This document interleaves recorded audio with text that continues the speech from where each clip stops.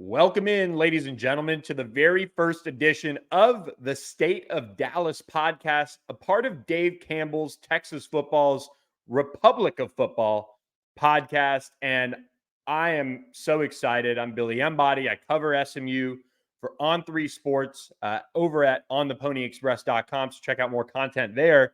But I want to just say how excited I am to partner with one of the most iconic brands out there with Dave Campbell's Texas Football. That whole staff has done a great job putting together a podcast network for every single college in the state of Texas. So it's going to be exciting times. We're going to talk SMU football all season long.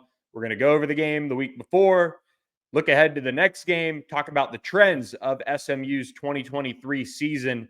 And I start off this podcast really run by wanting to kind of lay the groundwork for you guys who maybe don't listen to us over at On the Pony Express, and just kind of lay out where the SMU program is entering the 2023 season under Rhett Lashlee. So we're going to dive on in. Hit that subscribe button wherever you're watching or listening, and keep following us all season long. Again, really excited to work with Dave Campbell's on this.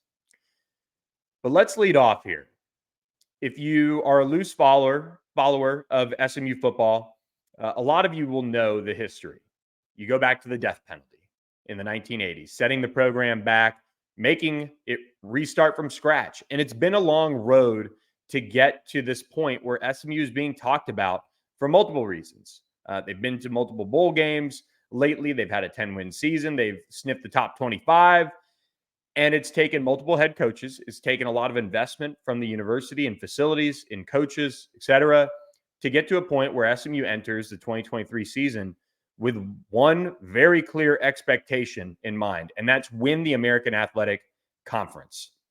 This is a team that has been built over the last few years. You know, you look back at what Sonny Dykes did to kind of lay out the blueprint for prioritizing Dallas in particular, but also Texas when it comes to recruiting, but also using the transfer portal. And since that time, the word NIL has come up a lot. And SMU, despite the program getting shut down for NIL before NIL was legal, they've now used it to build a roster that can build off of what was a successful first season under Rhett Lashlee. Rhett Lashlee led SMU to a bowl game in the 2022 season. He was the first head coach since the 1980s at SMU to lead the Mustangs to a bowl game in his first season. SMU finished 7-6.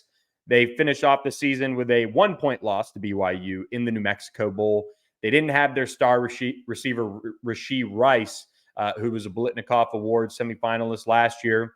And now this program, after finishing off the regular season 4-1 over their last 5 games, they've got some momentum, but they needed to figure out a lot of things from a personnel standpoint. Tanner Mordecai was the starting quarterback last year. He was the beneficiary of Rashee Rice, one of the best receivers in the country, who now plays for the Kansas City Chiefs. But Tanner Mordecai is gone. It's Preston Stone's turn, a former 4-star prospect coming out of Dallas Parish Episcopal. He came to SMU. He's waited his turn. He saw some time in the 2022 season.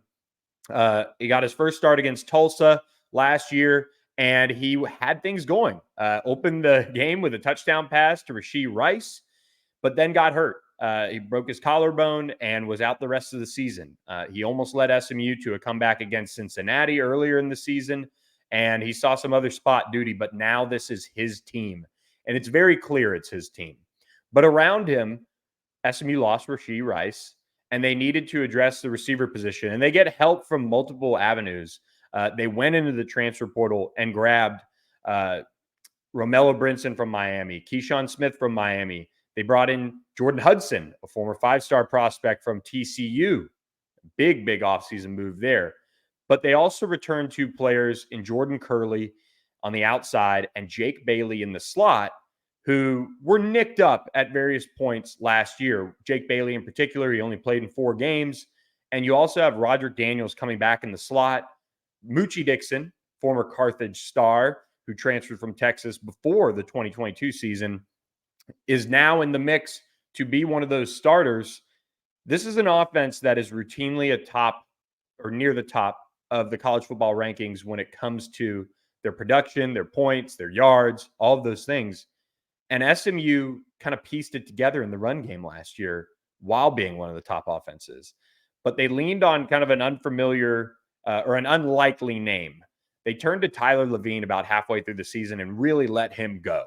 Now, before that, SMU fans remember Tyler Levine because of his neck roll and the way he rushed for over 100 yards, I believe it was, against TCU to cap the 2021 win when SMU had some injuries pop up at running back late in that game. But after Trey Siggers went down with an injury, former four-star prospect Kamar Wheaton was nicked up, Velton Gardner, another transfer into the SMU program before the 2022 season, got nicked up. Then it became Tyler Levine's show. And while that was great and a great story, the run game was inconsistent. And SMU went out and added Miami transfer Jalen Knighton into the fold. And Rhett Lashlee spent the 2021 and the 2020 and 2021 seasons at Miami as the offensive coordinator. You'll notice a little bit of flavor from former Hurricanes on the SMU roster, both on offense, both on defense. But Jalen Knighton is a guy that SMU's coaching staff is really high on. He's got the ability to catch the ball at the backfield. He's assisted a little bit in the return game here and there at Miami, and he's explosive. And he's got the wiggle that you want and that SMU has missed from a running back since Ulysses Bentley left the program a couple years ago now. Pairing him with LJ Johnson, another former four-star prospect, and Tyler Levine getting offseason surgery to repair what was a partially torn patella tendon that he played on. SMU's running back group is deep and talented, and they've tried some different avenues with tight ends and H-backs to really try to shore up the run blocking that SMU really desperately missed or needed to move the chains in third and short, fourth and short situations. They had to do some different things to try and get those first downs because it was inconsistent last year. But now they've got a stable of running backs that they're really comfortable with, and they feel like they all complement each other's game well. And in fall camp so far, we'll sprinkle in some notes on fall camp on this podcast too. SMU has really done a nice job of keeping these running backs fresh. The question is, will Kamar Wheaton hold up during the 2023 season? That's a question that's worth asking. He's been nicked up here and there in fall camp already. But what they have is Jalen Knighton, who's tough despite his size, and LJ Johnson, who brings kind of that thunder mentality to that running back position. And you have Velton Gardner back, who's dropped some weight and looks explosive. And you have Tyler Levine back. So if the run game's cooking and you've got skill position talent at wide receiver to help Preston Stone, what else is there? Well, RJ Maryland was a freshman standout at tight end, the son of former Miami star and Dallas Cowboy defensive lineman Russell Maryland. He's at SMU in his second season now and looking to be probably an NFL draft pick in a couple of years, the way he looked at times as a freshman. Now he's added some weight. He knows what to do. Last year, he came in the summer and eventually emerged as a real pass-catching threat for SMU. Now in year two, he complements that wide receiver group really, really well for Preston Stone. The offensive line returns Marcus Bryant at left tackle, Branson Hickman at center, right guard Justin Osborne. They've got competition at left guard. They've got a slew of transfers that can fit in there. Ja'Kai Clark from Miami, Logan Parr from Texas.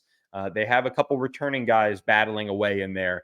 And they brought in Missouri transfer and DeSoto native Hiron White to man the right tackle position. And backing them up, left tackle PJ Williams, a former top 100 prospect who ended up at Texas A&M as a freshman in 2022. And Caleb Johnson, another former four-star prospect who transferred from Notre Dame this offseason. SMU has added depth on the offensive line. They need to figure out who's going to be that left guard. They need to see Branson Hickman continue to elevate his game at center. He's another Dallas native that stayed home to play for the Mustangs. This offense going into 2023 has the tools in place to once again be one of the most potent offenses in college football. Rhett Lashlee, one of the best play callers in college football. Wherever he's gone, he's usually been able to figure out how to show massive improvement right away. He came to SMU when Sonny Dykes was here from UConn. He had elevated that program's offense in just 1 year, which says a lot at UConn with some of the issues and talent, that they have at that program from time to time. Now he's settled back in as SMU's head coach, and he's back again as play caller. That's unique.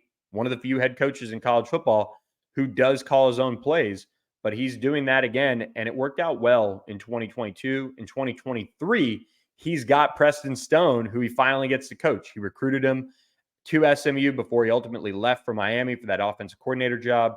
And now Preston Stone, the SMU legacy, is going to be really the reason why this offense either continues to be one of the tops in college football or maybe takes a step back with a first-year quarterback.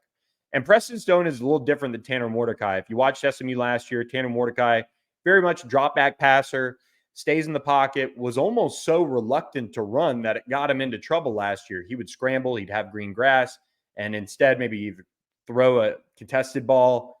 It didn't usually work out when he could have tucked the ball and run. Preston Stone, all the way back when he was at Parrish as one of the highly touted quarterbacks in his class, was a creator. He can scramble around, he can extend plays, but he's also gotten a little bit more comfortable in the pocket over his time at SMU. But talked to Johnny Brewer, the quarterback's coach at SMU, just this week, and he was saying how, look, we want Preston Stone to be Preston Stone. What got him to SMU and what made him the guy that really so many programs wanted in him, he was one of those guys that can create on the run. He can create when there's nothing there. And that's kind of been reined in a little bit here and there at SMU as he's kind of developed into this quarterback that SMU can lean on to really run their offense the way they want it to be run. He's somebody that has the tools to be that dude. And one of the things that Preston Stone really shows in practice is his leadership. Always a guy to dap people up, always a guy to be enthusiastic. And a lot of people say over the last really 2 years, even when he stepped foot on campus, was this is a guy that the team really responds to. And I think that is something that is tough to quantify. And for SMU's offense, they have Kevin Jennings, who came in after winning a state championship for South Oak Cliff High School. And he really got some opportunities to really make plays as a true freshman in 2022. So the backup quarterback situation is in good shape for SMU. They're high on Kevin Jennings and what he can bring to the table long term.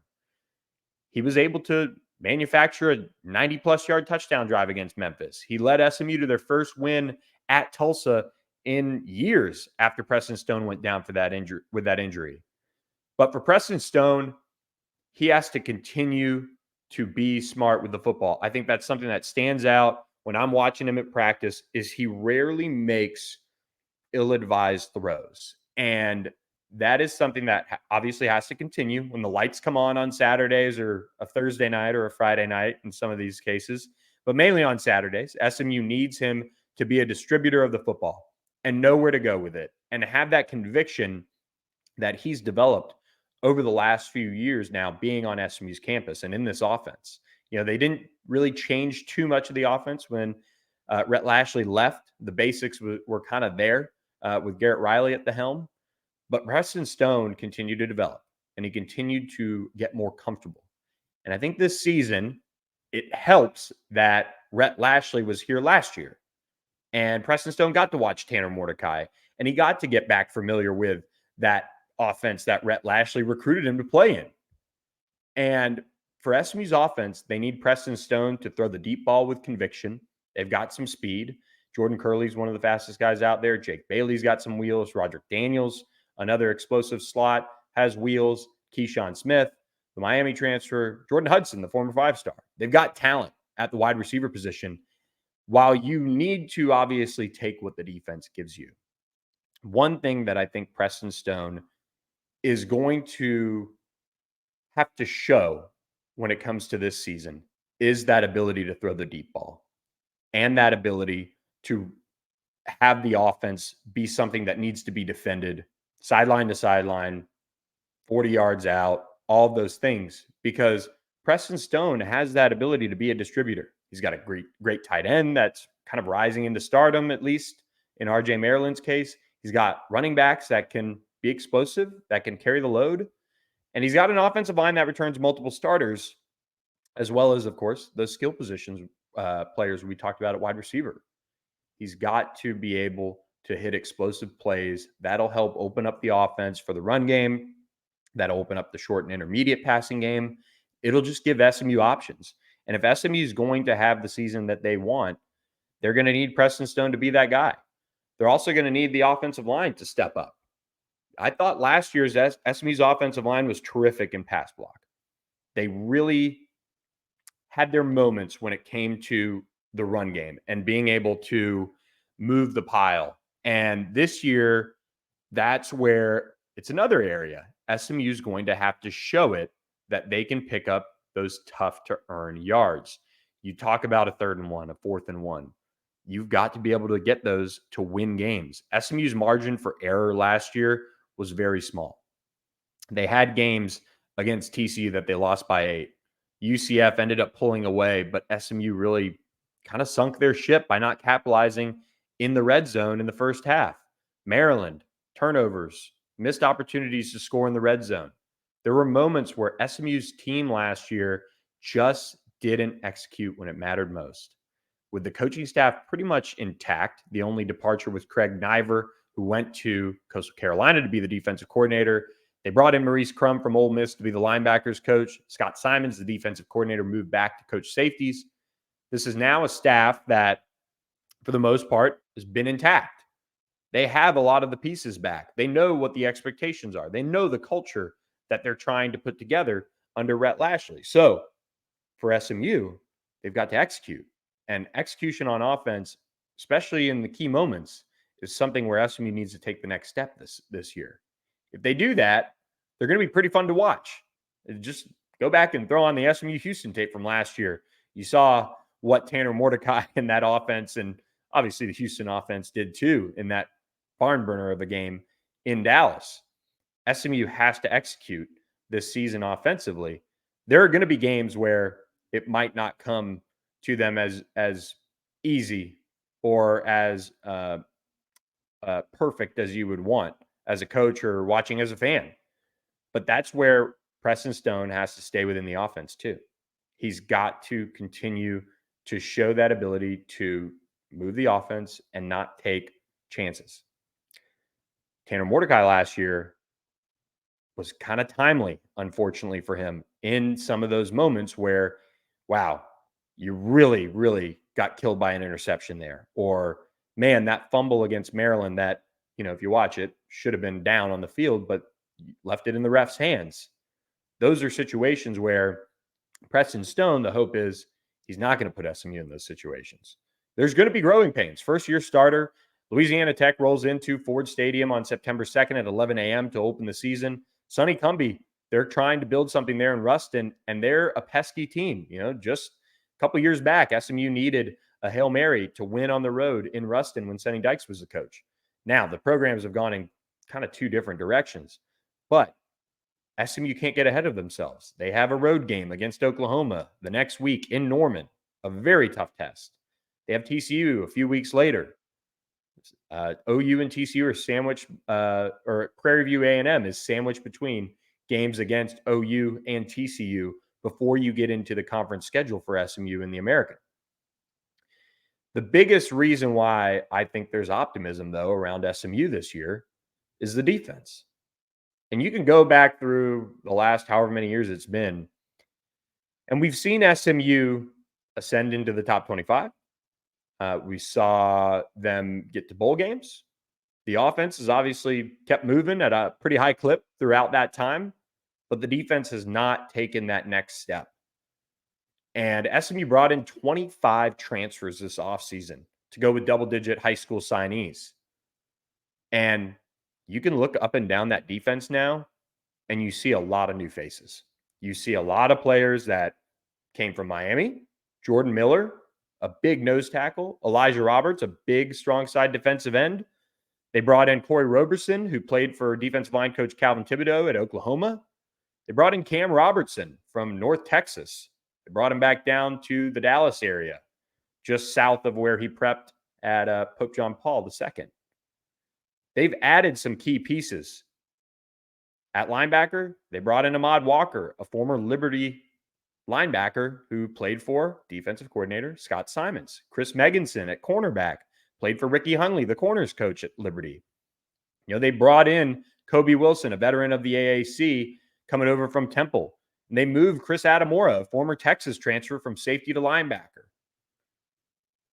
In the secondary, I don't know if there's a bigger addition than Jonathan McGill, a former Stanford captain who prepped at Coppell High School. He was able to transfer, and he has 2 years of eligibility remaining, where he's going to be starting at SMU at safety. He's one of the leaders on this team. He's one of those guys that SMU is relying on to have a huge 2023 season. You couple that with bringing in a guy like Charles Woods from West Virginia, who's another Dallas area former prep star. And they brought in Kyron Chambers from TCU to play safety. They brought in Keyshawn Mills and Jalen Davis Robinson from Colorado and LSU, respectively. And they brought in CJ Sanders to play some nickel behind Brandon Crosley. They brought in CJ Sanders from Fresno State. There are a lot of new faces on this defense. And any of those guys you can look at and say, wow, SMU is probably going to need them this fall. This is a defense that took some steps forward defending the pass last year. They were able to, improve incrementally in that regard. Nothing great, but they weren't in the hundreds when it was all said and done. The run defense was rough. Tackling was even rougher. And talking with Scott Simons, the defense coordinator, a lot of it was, we got here, we didn't have depth. We needed our guys to be as on the same page as possible with a new coaching staff. We prioritized that. We probably should have done more tackling. But now they're in year 2 of the system. They added a bunch of talent on defense. And they feel like this is a year where they can take a big step forward. Not only just yards per play and total yardage, but making those disruptive plays that turn the ball over. That's something that SMU's defense has really lacked at times. They have Charles Woods and Chris Meganson set to start at corner. But behind them, they have Jahari Rogers, a former Florida transfer who prepped at Arlington High. They've got A.J. Davis, a former Dallas Skyline standout. Kavaris Hall from the area as well, who transferred from Tulane before last season. They've got depth at the corner position, and at the safety spot, they return Brian Massey, Ahmad Moses, Brandon Crosley. You add in a Jonathan McGill, a CJ Sanders, Isaiah Wacobia, another highly touted prospect, is back and healthy. They have a lot of depth on this unit now. And when you talk with the coaches, and it's talking season, it's fall camp, there's a lot of optimism. They've been able to stay relatively healthy, but this is a defense that hasn't seen this type of depth. And for SMU to take that next step in the American, if you go back and you look at all the teams that have won the American, they've played solid defense. They've had the number 1 defense in the league. And that is something that SMU is trying to emulate and trying to get to. You look at a lot of the teams that have won the American, they weren't the number 1 offense. They were the top-ranked defense. Another thing going for SMU, though, if you're talking about history books in the American, they weren't named the top team in the preseason poll. That went to Tulane, who, of course, won it last year, went to the Cotton Bowl, beat USC, and drubbed SMU in New Orleans in the fall as well. UTSA was right ahead of SMU. So SMU comes in as the 3rd-ranked team in the preseason poll. Well, only 2 of the top teams picked in the preseason for the American have gone on to win the conference outright. So SMU has a chance to kind of keep that little bit of history going by winning the league. And to do that, they need this defense to play as well as the coaching staff thinks they can. And there's 2 ways to look at this. There's the defensive line having improved size with Jordan Miller and Elijah Roberts coming in, Corey Roberson coming in, Cam Robertson coming in on the edge. And you also have Elijah Chapman, one of the freaks of college football, who put up around 45 reps of 225. You have DeVere Levelston, another guy who's really talented, returning. And you've got Stephon Wright, who at times was probably SMU's best defensive lineman, but was nicked up last year. They have added some size up front. That allows a linebacker unit that is pretty turned over. There's only one player that's back from that 2022 season. It's Jaquandis Burns, who got a spot start, played a good bit, but he wasn't up to taking over the starting jobs from the three veterans ahead of him, Jimmy Phillips, Isaac Slade Matotia, and Shannon Reed. Now he's in a battle to start with guys like Kobe Wilson, Chris Adamora, and others. That linebacker group is probably the question on the defense that most people are looking at and circling. They've got to show that they can be productive, that they can be that linebacker group that can make tackles. Last year, it was very hit or miss. And I'm kind of being nice on that. They were not a unit that took good angles. They were not a unit that had the speed to play in the league that the AAC is, which is usually one of those kind of run and gun leagues for the most part. This is a linebacker group that is going to have to prove it. But they have some good things going for them. They have the size up front to allow them to kind of free flow and make plays, at least from what we've seen in fall camp. This is the first fall camp that I can remember covering SMU where the Mustangs really haven't seen the offense completely dominate the defense. Now, you can look back through and say, well, didn't you say SMU's offense has been one of the best in the country? Yes, they've been one of the more productive offenses in the country lately. But the defense has never lived up to that. Wow, this is a tough test in practice. This fall camp has been split. This has been a fall camp where you can circle it for the Mustangs and say, well, how many times has the offense won? It's not as much as you think. Now, there's maybe some changes with Preston Stone at quarterback. One of the things that he does is he creates, and with a quick whistle and that non-contact jersey, it's tough to sometimes assess what he could have done on a play. But adding the depth that they have and the talent at the secondary position, Charles Woods, Chris Megginson, that sets up this defensive line to maybe get home a little bit more at the pass rush. Nelson Paul returns at the edge position for SMU. Cam Robertson, I mentioned him from North Texas. He's trying to take that starting spot from Nelson Paul, the senior who's playing his final year of college football for the Mustangs. They also have Isaiah Smith and Jalen Samuels in the mix there at the edge spot.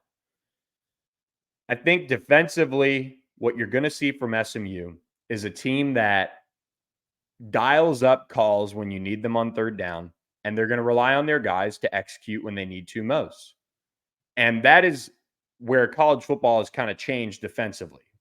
And you look at some of the schools around the country that obviously still play great defense, but it's never up to par with the, well, I remember when they averaged giving up, 9 points a game and 8 points a game, and those were the great defenses.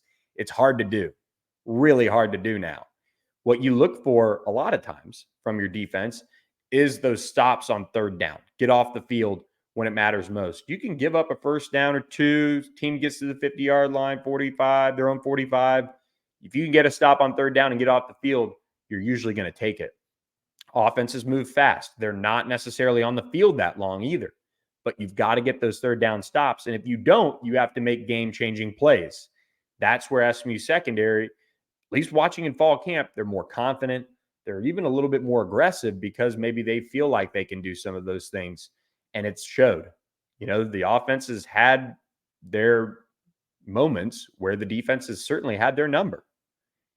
And it's one of those things where it's tough to project.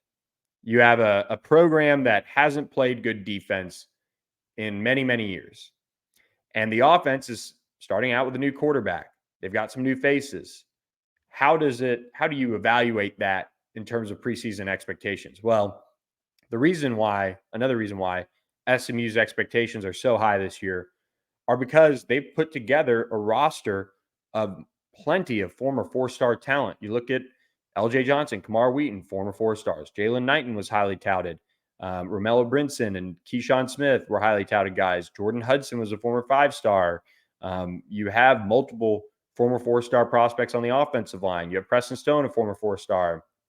Defensively, you've got plenty of talent there as well. This is a group that, along with NIL, has placed great expectations on itself, but also from the external expectations. SMU's boosters have stepped up in NIL. They've stepped up in facilities. If you're on SMU's campus for a game this fall, you'll notice about $130 million end zone project going on at Ford Stadium. They built a new indoor, the Armstrong Fieldhouse, about 2-3 years ago now. And that was about $60 million. They have invested. And they're trying to make a statement this season. To do that, things got to come together. But it's so important for SMU to make that statement this year. And as you look at their schedule, they've got the opportunity to do that. They've got OU and TCU in the non-conference. I'm not going to sit here and predict SMU is going to beat them just yet.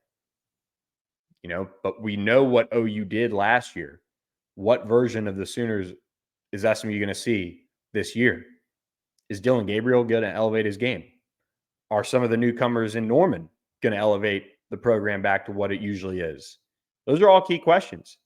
You look ahead to TCU, SMU played TCU to within 8. They got off to a rough start, and they were able to battle back. And they were a jumping over the long snapper penalty away from having the ball with a chance to tie it in regulation.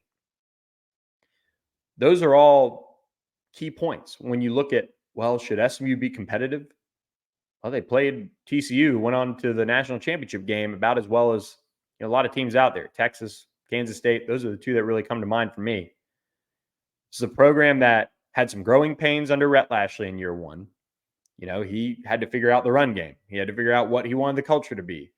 Day one, he got there, basically had to keep together a roster that a lot of them could have very well ended up in Fort Worth with Sonny Dykes, their former coach. But SMU's boosters, they rallied around NIL, and they were able to kind of keep things in place and give Rhett Lashlee some of the tools needed to go to a bowl game in year one. And they went to a bowl game splitting their non-conference, going 2-2, which I think makes it even more impressive in a way. Some schools these days, you got one tough non-conference game, and then you've got 3 layups. SMU is able to dominate a North Texas team last year that ended up winning their league, or winning North Texas, winning Conference USA in 2022. So maybe I have that wrong, but I'm looking that up right now. But they dominated them and were able to, or went to the Conference USA championship game, I should say. It's a program that I think if you look at what SMU has put together for Rhett Lashlee and his staff, they've got to win big. And a lot of it is you go back and you see what they were able to do in the offseason, adding the amount of transfers that they did. And you look at the NIL that SMU is spending, there's got to be that next step in the program. And as conference realignment buzzes, we've seen SMU get left out of the old Pac-12. We don't know what's going to happen with the next one.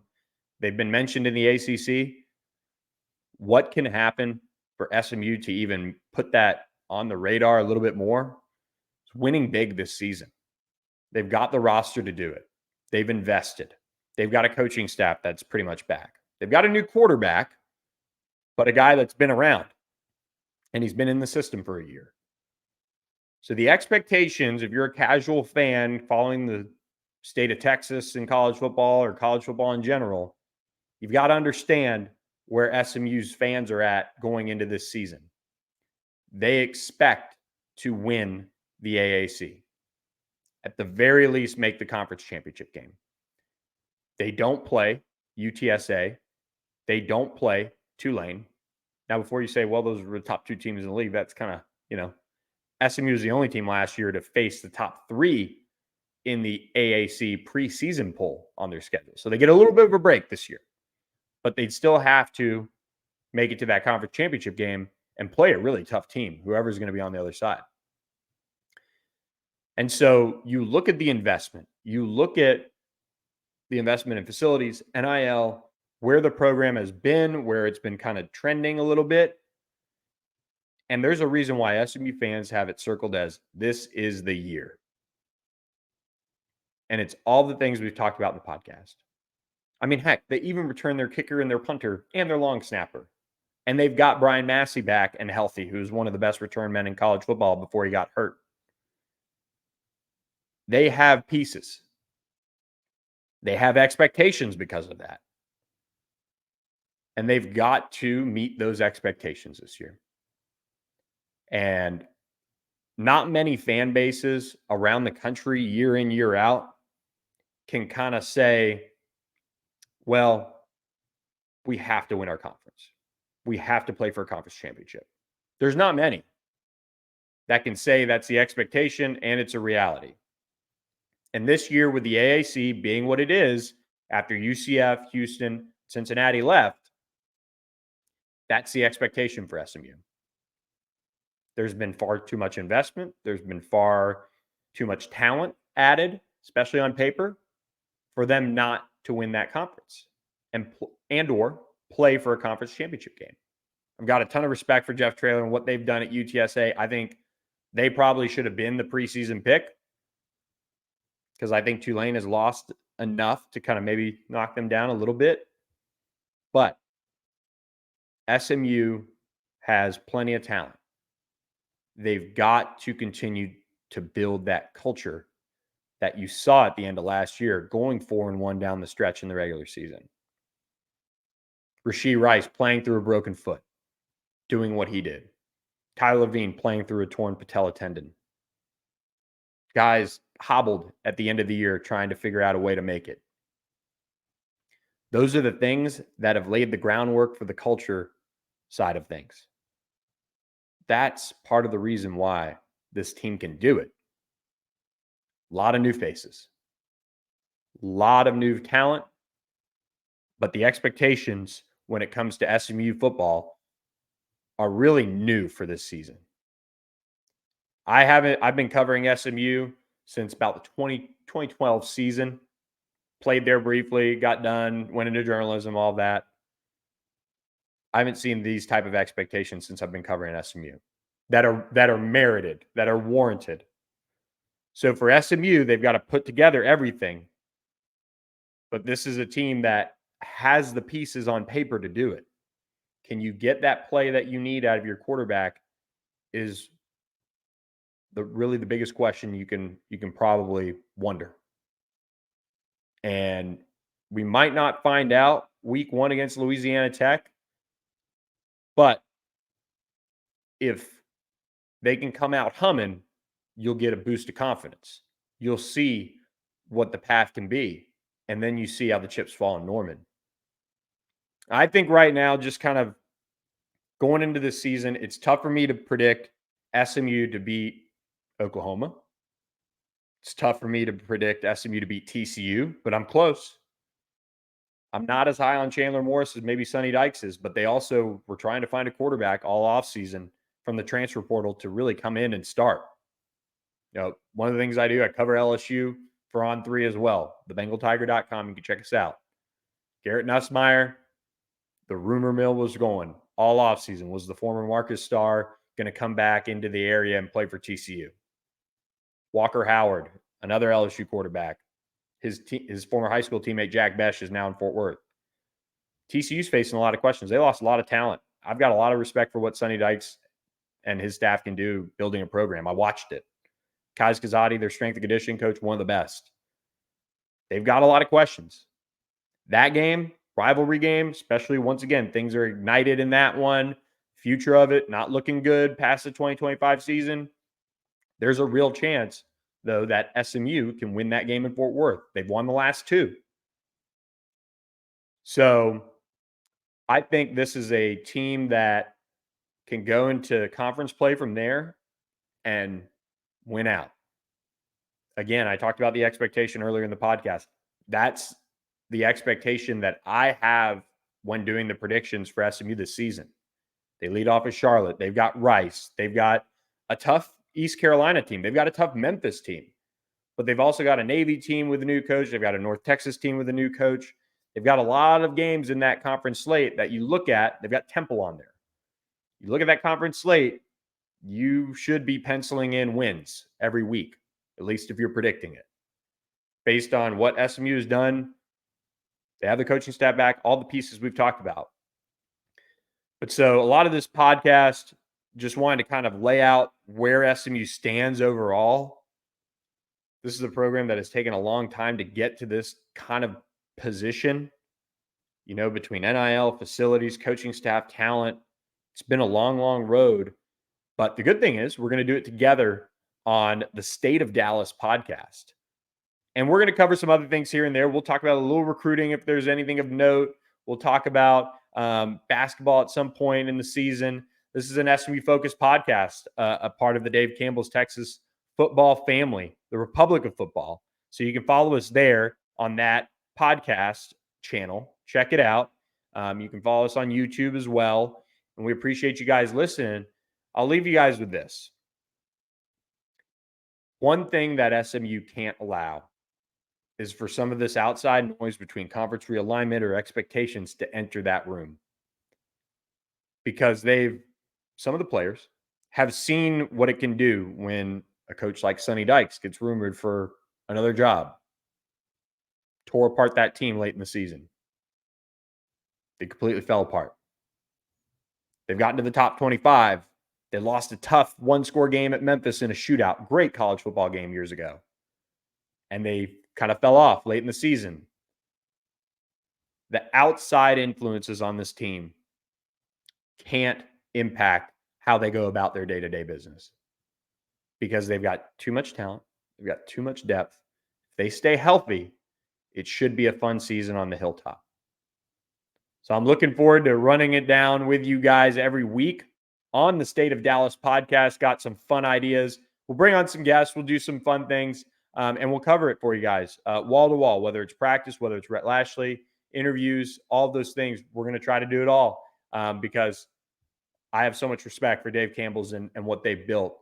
And for them to put together this podcast network for this season is really exciting stuff. So we're going to do our best to give you guys a little bit of fun listening on your drive home, sitting at work, wherever you catch this podcast. So hit the subscribe button, hit the like button, follow us wherever you catch your podcast at. I'm Billy Embody. You can catch more SMU coverage at ontheponyexpress.com. So be sure to check that out. You can always find me there. You can find me on Twitter at Billy Embody. And look, I'm ready for college football season. I'm tired of fall camp, tired of talking about the preseason. It's time to talk about some real football games, and we're going to do that here every week for you guys on the State of Dallas podcast. Thanks for listening. Hope you guys have a great rest of your week, and we'll catch you next time. Thanks for listening. Have a good rest of your week.